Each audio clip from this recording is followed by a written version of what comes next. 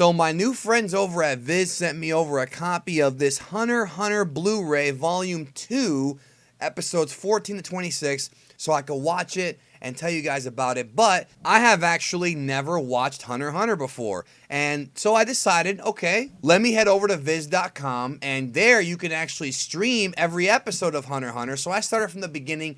I watched Hunter x Hunter episodes 1, 2, and 3, and on this video, like I did last week with Naruto, I'm going to give you my thoughts on Hunter x Hunter. Now, I watched these episodes subtitled, but I did check out the dub just out of curiosity to see how it sounded, so I'll give you my thoughts on that. As far as Hunter x Hunter goes, okay, I watched the 2011 Hunter x Hunter series, not the original. For those who don't know, there's actually 2 Hunter x Hunter anime adaptations from the original manga from Yoshihiro Togashi, who is of course famous for Yu Yu Hakusho, which some people consider the best anime of all time. I don't know if it's really the best, but Yu Yu Hakusho is an amazing series, and I do have plans to go back and rewatch Yu Yu Hakusho. I own the entire series on Blu-ray sometime this year. And the thing about Yoshihiro Togashi is that he is an amazing writer. He is a fantastic writer with everything he does. And so going into Hunter x Hunter, one of the early conversations I had with Rhymestyle when I first met him back 2 years ago was he was trying to sell me on Hunter x Hunter, the 2011 anime. He's like, oh, it's the best anime ever. It's my favorite.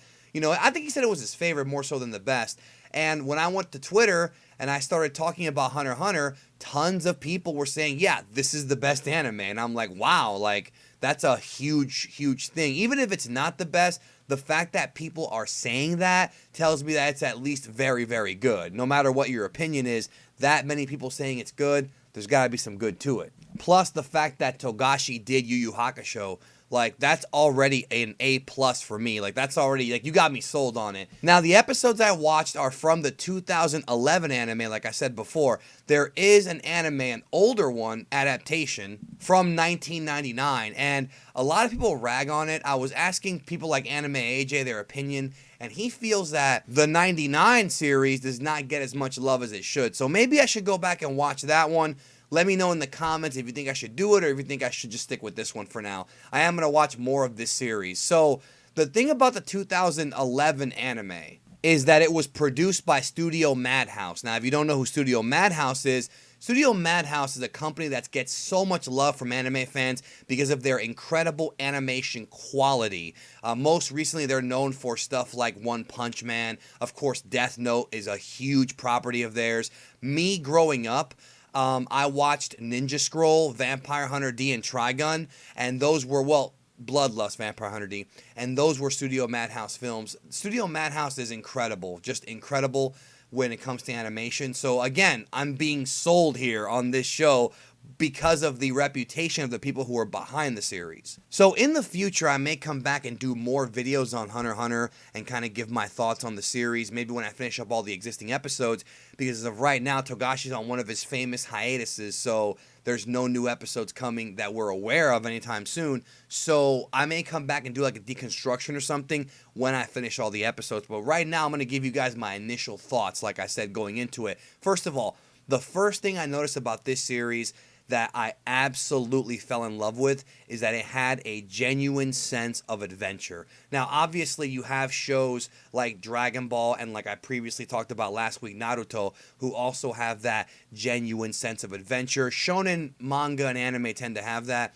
This one felt even more adventurous. Like, as I'm watching the intro to the series, as I'm seeing it go through, they're talking about, you know, treasure, they're talking about adventure, they're talking about, you know, being a hunter. And it's interesting because I was told, and I don't know if this is true, but I was told that Naruto really was inspired by the Hunter x Hunter manga. I was told that on Twitter by somebody that there's even more inspiration for Naruto from this series, from Hunter x Hunter, the original manga, than even from Dragon Ball. And I could totally see that because you've got the story of this boy, Gon, who comes off like this really innocent, adventurous kid who wants to be the best at his craft. And of course, his craft is being a hunter, just like how Naruto wants to be a ninja. I mean, it all makes sense. I mean, hell, we've even got Satoshi, otherwise known as Ash, in Pokemon wanting to be the very best like no one ever was. So it's a recurring theme. Nothing that's crazy. It is a trope, and I want you guys to understand that when I talk about tropes and shonen,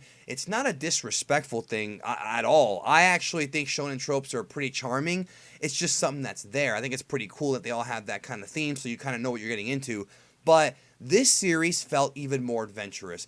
It just felt like as I'm watching the series, both with the voice acting, both with the music had a completely different feel. Like, the music really tapped into me, because even though I might still like the Naruto music that I heard last week a tiny bit better, probably a little bit better, and of course I'm always going to have a soft spot for Dragon Ball soundtrack from Kikuchi, this music in Hunter x Hunter felt like a JRPG. Like, it felt like I'm playing a classic Japanese RPG, and I don't mean like Final Fantasy. I mean like some of the other ones, some titles such as Dragon Quest, which is my favorite series, of course.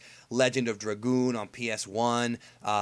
Chrono Trigger. With that real, there's so many of them. Star Ocean. There's just so many great RPGs from that era, and it just really felt like that. It felt like an RPG, and the story feels like an RPG. Now, I was also told that the series does not really pick up, like, it doesn't become a real shonen action series until later on. And honestly, I think I'm okay with this. I like the fact that, the first 13, 14, 15 episodes of Dragon Ball, I'd say the first 13 were very much like this, where you had like the build up to the adventure, and it did continue that way, but the tournament didn't happen until right around Dragon Ball episode, I think 18 or 19, the actual tournament. And that's where it became like the classic shonen, let's fight kind of thing.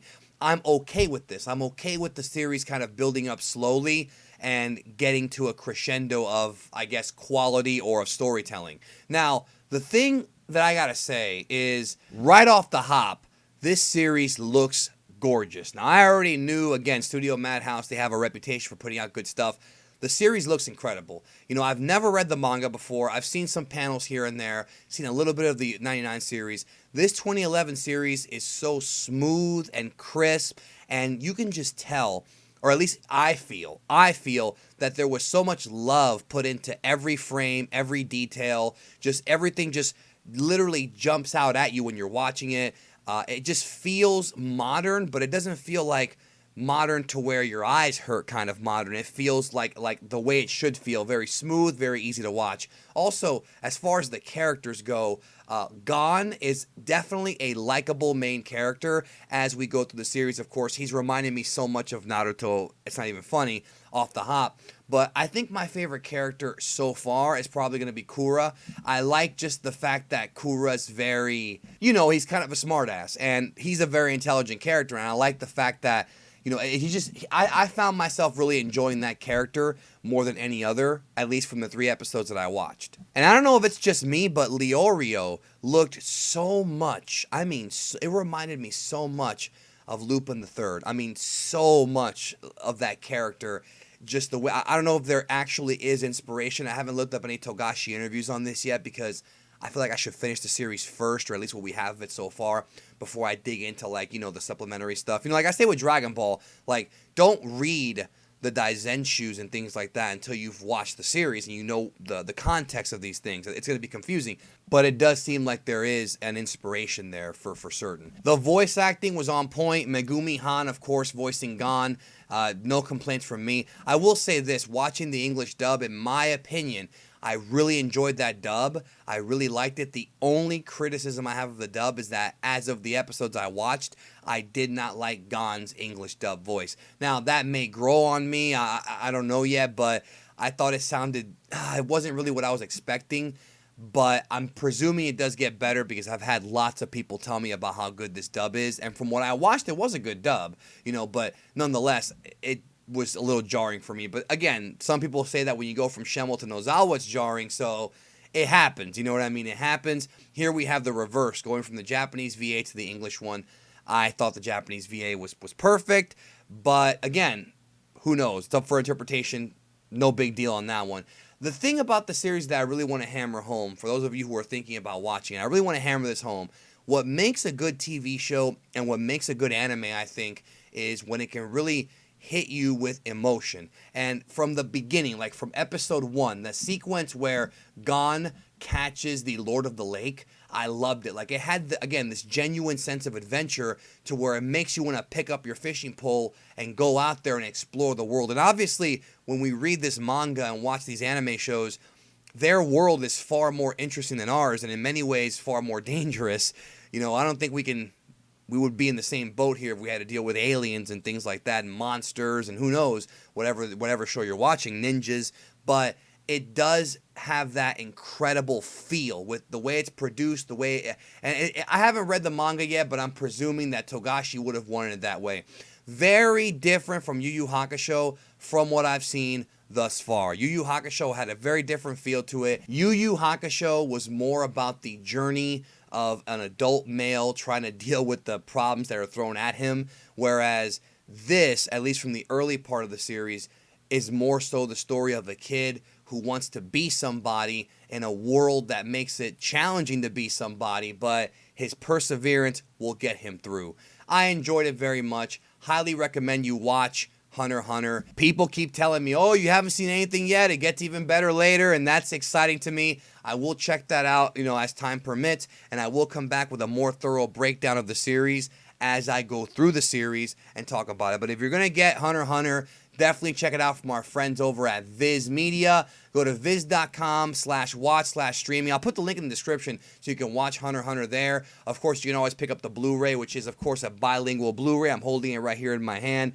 The pristine Blu-ray quality. Plus, they have some pretty cool features like an art gallery and things like that. So you'll definitely want to check that out. On Blu-ray. If you're a collector, it's a must-have. But if you don't want to get it right away and you want to just try it out on Viz Media, and if you like adventure stories, I think you'll like this. And again, I keep being told it gets better, so I'm looking forward to seeing how. Anyways, folks, that's what I got for you in this video. I'm going to be doing more of these Geekdom Watches series. I haven't really given it a name yet. I might just call it Geekdom Watches, where I'm going to watch, or Big D Watches, whatever, probably just Geekdom.